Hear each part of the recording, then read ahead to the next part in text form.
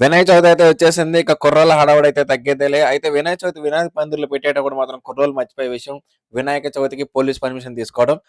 విషయం అయితే చెప్తాను. ఛానెల్ అయితే సబ్స్క్రైబ్ చేసుకోవడం మాత్రం మర్చిపోకండి. జై గణేష్ అని కామెంట్ సెక్షన్‌లో కామెంట్ చేయడం మాత్రం మర్చిపోకండి. ఈసారి ఏపీ గవర్నమెంట్ అయితే సింగిల్ విండో సిస్టమ్‌ని అయితే తీసుకురావడం జరిగింది. అంటే ఒకే క్లిక్‌తో అన్ని రకాల పర్మిషన్‌లు ఇందులో వస్తాయి. దానికి మీరు చేయవలసిందల్లా ఇక్కడ మీకు ఇచ్చిన లింక్‌ని కింద డిస్క్రిప్షన్‌లో ఇస్తాను. ఆ లింక్ ఓపెన్ చేసి మీ యొక్క మొబైల్ నంబర్‌ని ఎంటర్ చేయండి. ఇక్కడ అప్లై ఆన్‌లైన్ మీద క్లిక్ చేసిన తర్వాత దాని తర్వాత మీకు ఓటీపీ అనేది రావడం జరుగుతుంది. ఓటీపీ అనేది ఎంటర్ చేసిన తర్వాత అప్లికేషన్ అనేది ఓపెన్ అవుతుంది. ఈ అప్లికేషన్ అంతా ఫిల్ చేసి సబ్మిట్ చేసిన తర్వాత మీకు అప్లికేషన్ ప్రాసెస్ అనేది జరుగుతుంది. అప్లికేషన్ ప్రాసెస్ అయిన తర్వాత మీ మొబైల్‌కి ఒక ఎస్ఎంఎస్ అనేది వస్తుంది. రూ. 150 మీ దగ్గరలో ఉన్న మీ సేవకెళ్ళి కట్టమని చెప్తారు. ఆ ఎస్ఎంఎస్ రాగానే దగ్గరలో ఉన్న మీ సేవకెళ్ళి రూ. 150 పే చేయండి. ఆ రూ. 150 పే చేసిన రిసిప్ట్‌ని మీ వెబ్‌సైట్‌లోకి వచ్చి అప్‌లోడ్ చేయండి. అప్‌లోడ్ చేసిన వెంటనే మీ యొక్క అప్లికేషన్ అనేది అప్రూవ్ అయ్యి ఈ రకంగా క్యూఆర్ కోడ్ స్కానర్ అనేది వస్తుంది. ఆ రకంగా క్యూఆర్ కోడ్ స్కానర్ వచ్చిందంటే మీకు పర్మిషన్ వచ్చిందని అర్థం. ఇంకా పండగని రచ్చ రచ్చ చేసేయండి. వినాయక చవితిని బాగా జరుపుకోండి. Be safe.